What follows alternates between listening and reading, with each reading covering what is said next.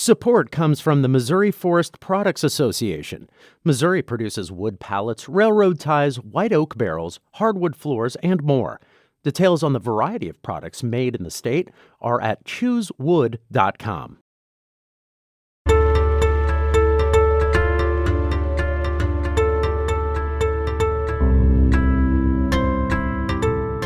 The Polgar sisters were part of kind of a pedagogical experiment organized by their father and mother. They wanted to see if genius was, made or if it was inherent.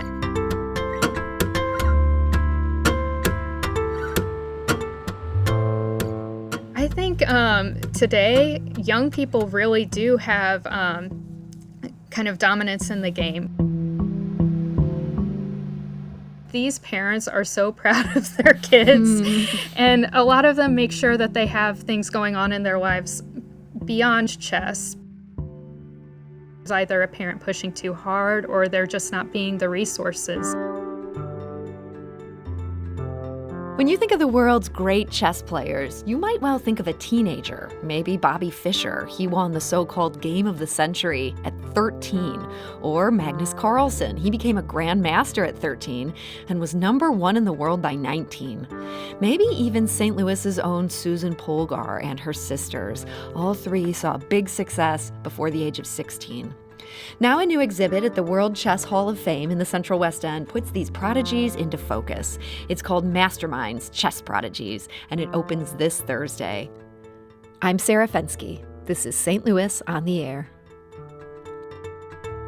Joining us today to talk about it is Emily Allred. She's a curator at the World Chess Hall of Fame. Emily, welcome. Thank you for having me, Sarah. Looking forward to speaking with you today. So, Emily, what made the Chess Hall of Fame decide to focus on prodigies for this exhibit? One really unique thing about the World Chess Hall of Fame is that we have a sister organization, the St. Louis Chess Club, located right across the street. So we get to see chess history happening right here in St. Louis all the time. And we also collect it as it happens.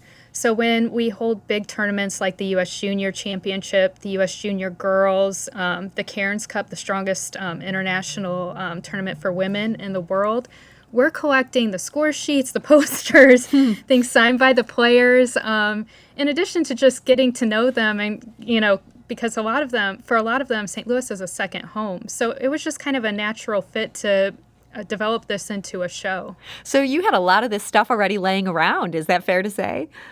Yeah. Our collection related to St. Louis tournaments is very deep. But that being said, we were also able to get some really exciting loans for this show from some of today's rising players, as well as like the king of the chess world, Magnus Carlsen.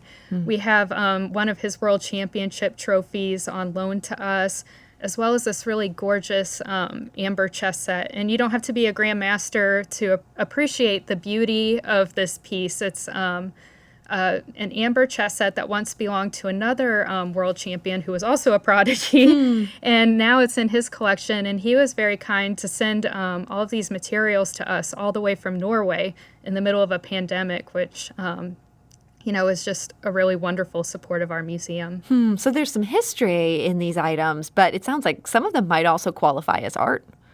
Oh, yeah. We try to blend both art and pop culture as well as history in our shows. So we have things that you might expect, like a show about chess prodigies and famous players like Bobby Fischer and the Polgar sisters, but we also do shows as varied as our other show that we currently have on view, which is Keith Haring, Radiant Gambit. And that's a show with art from throughout Keith Haring's career, as well as chess sets with Haring themes, and then work by local St. Louis artists taking inspiration from Haring as well as the game of chess. So I want to talk a bit about this idea of being a chess prodigy. As somebody who doesn't pay that much attention to the chess world, do young people tend to dominate high-level chess, or does it just feel that way since when they do, it forces all of us to pay attention at such an event? I think today, young people really do have kind of dominance in the game. One thing that's really fun about this show is you're getting to celebrate these kids who, work really hard to accomplish things. They do have natural talent, but, they study really hard. They play in tournaments. And, today, right now, there aren't a lot of over-the-board tournaments. So they're competing in these international championships with players around the world, from their bedrooms. So it's really cool to see their accomplishments. And I think people are just, fascinated by the accomplishments of these young players too, because it's just so interesting and unexpected to see a kid, defeat a world champion. Yeah, I mean, there is just something so fascinating about it. Even if you're someone who's not that fascinated by chess, we almost look at them the way you might look at a specimen almost in a zoo, which is kind of, it's uncomfortable, but we're almost in awe of their abilities there. Do you delve into that in the exhibit at all, the almost freakish nature of being so good at something so young? I think one of the things about this crop of young players is that, there are some difficult examples of how chess prodigies grew up. You could look at Bobby Fischer for an example. Mm-hmm. But these kids, they have the support of family. One really wonderful thing when we were reaching out to people for loans for the show, or some of them just sent us digital files of pictures or cell phone videos that they took at, award ceremonies and things like that, is that these parents are so proud of their kids. And a lot of them make sure that they have things going on in their lives beyond chess. Because if you look at some of the prodigies who had more of a difficult time or maybe dropped out early, sometimes it was either a parent pushing too hard or they're just not being the resources that even if they were interested in chess, for them to kind of take it further. So today's chess parents have maybe learned from some of the mistakes of the past. I think so. So you mentioned Bobby Fischer. You can't talk about chess prodigies without talking about Bobby Fischer, and yet some of the things that happened later in his life, I mean, he was a notorious anti-Semite. How do you deal with that in the context of this show? So I would say that the things that Fischer said later in his life, there's no defense for them. They're awful. But this show focuses more on his accomplishments as a youngster. And, to tell the story of American chess, you kind of have to grapple with Fischer because he started having his big accomplishments in the 60s and 70s. And that's when there started to be scholastic chess on a large scale in the United States. And after his win in the 1972 World Chess Championship, membership in the U.S. Chess Federation almost doubled overnight, and you start seeing a lot more financial support for chess for youth. So, despite his kind of late in life difficulties, there are a lot of players who still were inspired to take up the game, kind of in the 70s and even later because of him. So it is definitely a difficult thing to approach in a show. So he's included. It sounds like you don't really get into his afterlife. You're focused on the young years for all these guys. Yeah. So it's the kind of younger years. We do have one section in the show because we didn't want people to get dismayed, that if they didn't take up chess as a 5-year-old. There's still plenty of time. You can still take up chess at any age. And one great example is Gisela Gresser. And she is the winningest U.S. women's champion of all time. She's won 9 times. And she didn't take up chess until she was in her late 20s. And she learned on a transatlantic cruise. And then she started competing in the top U.S. women's tournament and really dominated it almost for...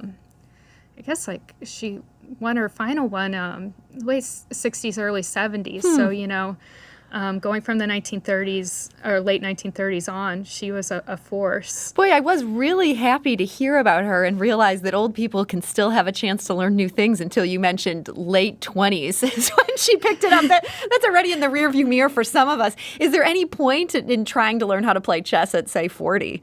Oh, of course. I mean, I played when I was younger, but I wasn't a grandmaster or anything approaching it. And I find a lot of pleasure in doing chess puzzles and things like that. And one great thing about chess isn't, whether you win or lose. It's getting to know people, You get to know people from around the world playing chess, especially if you go online and play. It has such a great sense of history, and then just its pop culture impact. I mean, you can't, turn on the TV without seeing someone say that someone's a pawn or, some queen, a gambit or things like that. And it's like the language of chess is part of the language of our culture. So I think whether or not you have the chance of becoming a grandmaster, it's a really great pastime for people. I feel like you're letting me down gently here, and I do appreciate that. I don't have delusions of grandmaster status, but as you say, it's such a worthy pursuit, even if you're not among the best in the world. But look, I want to go back to some of these prodigies. You've got some that you feature that are maybe lesser known for those outside the sport, but some amazing stories here. And this includes somebody who grew up right here in St. Louis. This is Leroy Muhammad. Can you tell me about his life? Yeah, so Leroy Muhammad grew up here in St. Louis, and he started to dominate local tournaments as a teenager. And then he went on to the U.S. Open, and he defeated Walter Brown, who is a player who would become a multi-time U.S. champion. And he had such a quick rise to the top, and then he kind of disappeared from the chess world for a number of years. So it's someone who he attended Sumner High School. Of course, have to mention where he went to high school. Of course. But he's like another great example of, the alumni of that school, because they have such storied students there. We also... And sorry, going back to Leroy here, I understand he was one of the first African-American chess masters in the entire U.S. Was there significance in that happening at the same time it was in the middle of the civil rights movement? Yeah, I think there definitely is. I've talked to historians and people who were active at the time, and fortunately, for the most part, maybe because the chess world was more based in New York, it was a more welcoming atmosphere than some places, but that doesn't mean that there weren't challenges. And you can see that if you look at the numbers of people who rise to the top. And do we know why he gave it up, or why he sort of retreated from this world of being one of the top players? We don't know. A lot of people when they're young play the game, and then maybe they lose interest after they graduate from high school, and there isn't that kind of like structure. But there's a really wonderful blog about African American chess history called The Chess Drum, and they write about Muhammad and some of his later years. There's like a nice obituary actually of him there, and he did go back to playing chess when he was in his later years. I don't want to just talk about men today. There's also been some women prodigies, or girl prodigies, I guess, since they weren't women yet at that point. And these Polgar sisters, one of whom now lives in St. Louis, they were a huge deal. Can you tell us a bit about their story? Yeah, so the Polgar sisters were part of kind of a pedagogical experiment organized by their father and mother. They wanted to see if genius was, made or if it was inherent. So they decided, they kind of went through different things that they could try to teach their daughters, foreign languages, music, and things like that. But Susan really took to chess. And so they all kind of had a training program. I think Judith, the youngest sister, mentioned that there were 30 chess boards at their house, where they would have puzzles set up to kind of solve them. And they had a huge cabinet of games and things like that.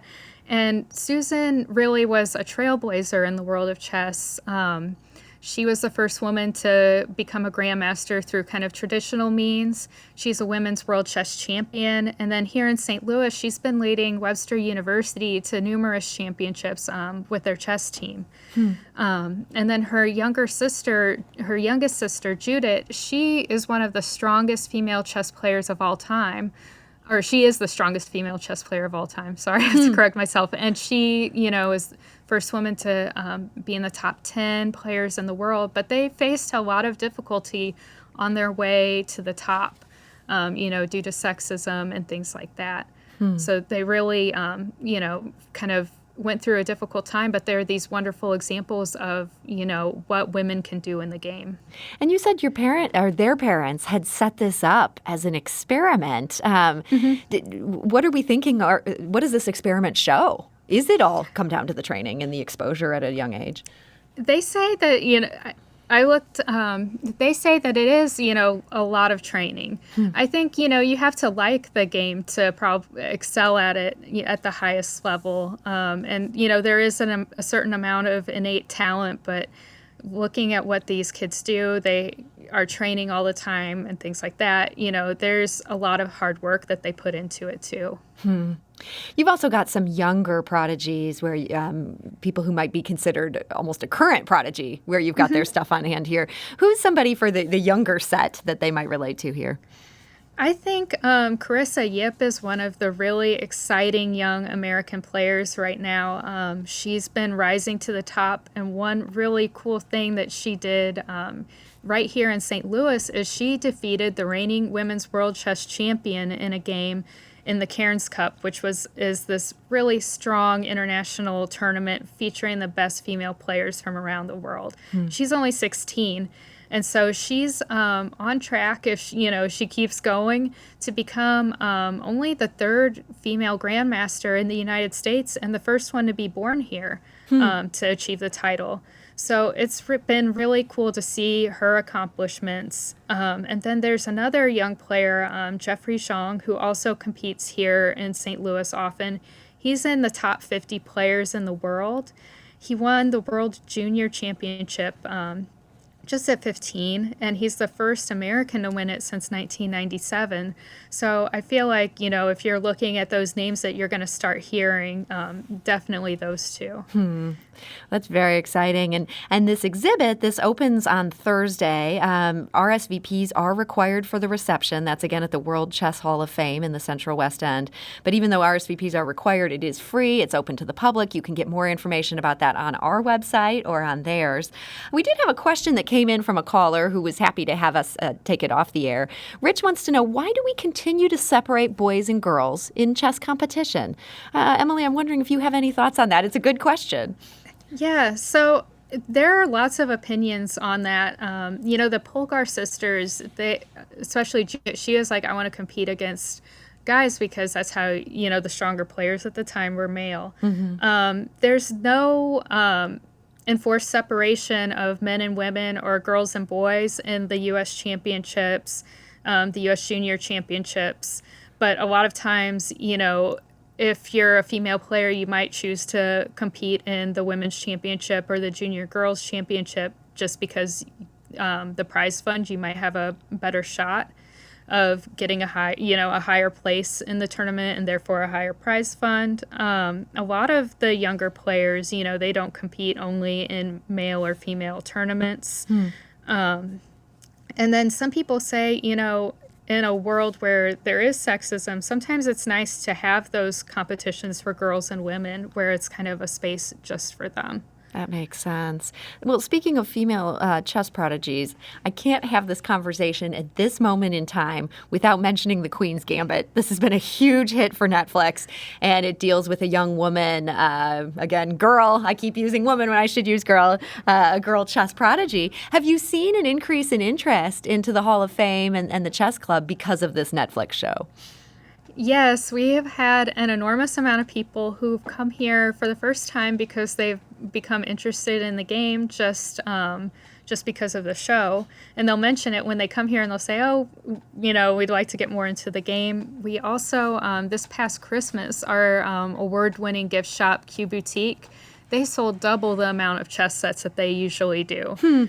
So it's been really heartening to see a lot of people kind of trying to dip their toes in the water of chess after they see the show. I wonder if all those chess sets, if in addition to the Netflix show being a factor in that, just so many of us stuck at home looking for activities that are quieter. They say puzzles are flying off the shelves. Do you think chess is seeing a bigger resurgence even than just this show? Yes, chess has been really popular on Twitch since the pandemic with streamers and things like that. But then also, I think there are a lot more people, you might not be able to be in the same room with someone, but you can play a chess game with them online. And I think you mentioned earlier, that's how they're doing these big international competitions at this point, almost Zoom style. Yes, there's this really sweet picture. It's not in the show, but seeing kind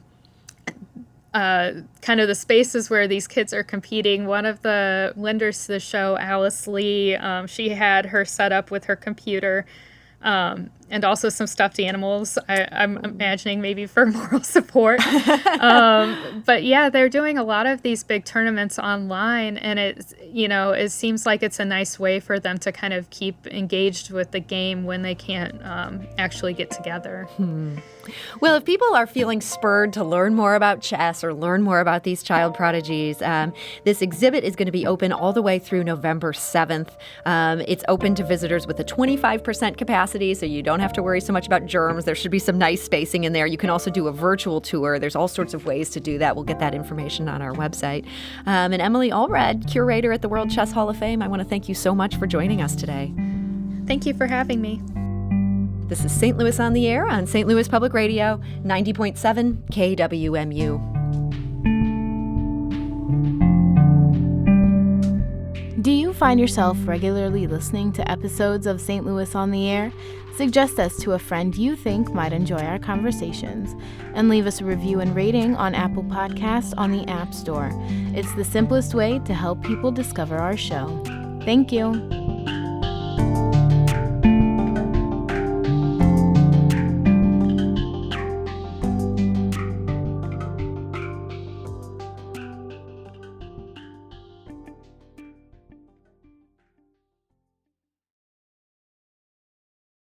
Support comes from the Missouri Forest Products Association.